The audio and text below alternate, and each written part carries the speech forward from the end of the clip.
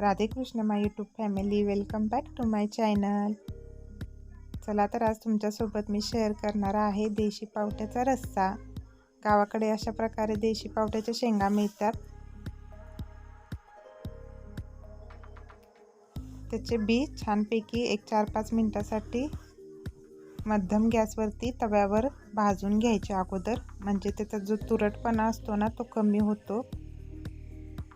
आमच्याकडे अशी पद्धत आहे बनवायची, भाजून घ्यायचा अगोदर पावटा, म्हणजे त्याचा तुरटपणा कमी होतो। जेव्हा आपण त्याचा रस्सा बनवतो त्यावेळेला एकीकडे पाणी गरम करण्यासाठी ठेवले मी रस्स्यासाठी। अगदी साध्या सोप्या पद्धतीने रस्सा बनवायचा, खूप छान चव लागते अशा रस्स्याची।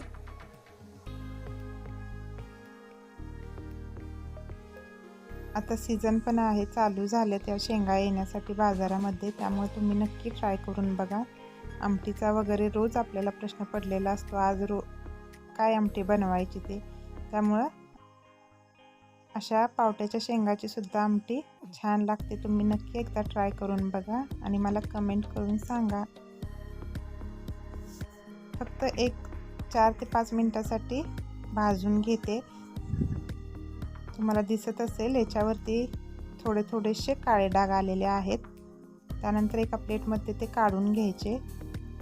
फोडणीसाठी एका भांड्यामध्ये तेल गरम करून त्यामध्ये जिरं, मोहरी, हिंग फोडणी घालून 5-6 लसूण पाकळ्या ठेचून त्या छानशा परतून घेतल्या।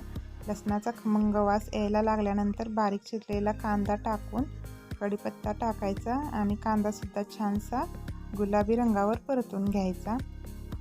जास्त डार्क रंग येऊपर्यंत कांदा भाजायची गरज नाही। कांदा चांगला भाजल्यानंतर बारीक चिरलेला टोमॅटो टाकून थोडंसं अगदी मीठ टाकून टोमॅटो चांगला शिजवून घ्यायचा।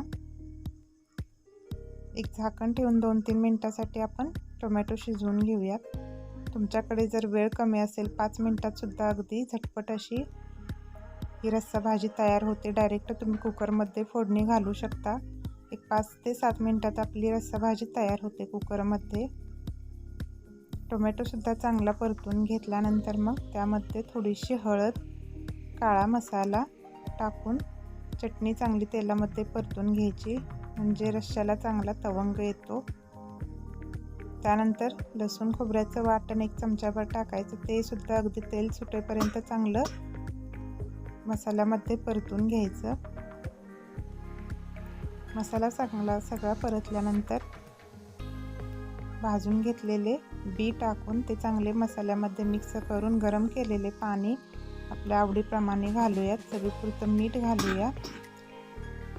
1 ते 2 चमचे शेंगदाण्याचा कूट घालायचा आणि वरून थोडासा मी पाव चमचा गरम मसाला टाकते। मोठ्या गॅस ठेवून एक चांगली उकळी काढून घ्यायची आणि त्यानंतर मग गॅस एकदम बारीक करायचा आणि 7 ते 8 मिनिटं चांगलं रस्सा शिजवून घ्यायचा। आपण जेव्हा रस्सा भाजी करतो ना त्यावेळेला गॅस अगदी मंद ठेवायचा आणि झाकण ठेवून अर्धवट झाकण ठेवायचं आणि रस्सा चांगला शिजवून घ्यायचा। त्यामुळे रस्स्याला छान चव उतरते, म्हणजे शेवग्याच्या शेंगाचा म्हणा, वांग्याचा किंवा अशा प्रकारे पावट्याचा वगैरे जेव्हा आपण रस्सा बनवतो ना, गॅस अगदी मंद गॅसवरती रस्सा छानसा शिजवून घ्यायचा, म्हणजे चव त्याची छान उतरते रस्स्याला।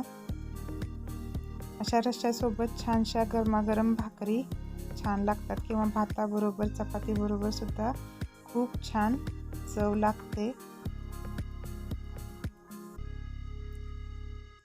बघा रस्सा सुद्धा आपला छानसा झालेला आहे। तुम्हाला तुमच्या आवडीप्रमाणे कन्सिस्टन्सी ॲडजस्ट करू शकता। तुम्हाला जर रस्सा पातळ वाटत असेल तर तुम्ही 1-2 चमचे आणखीन शेंगदाण्याचा कूट घालू शकता।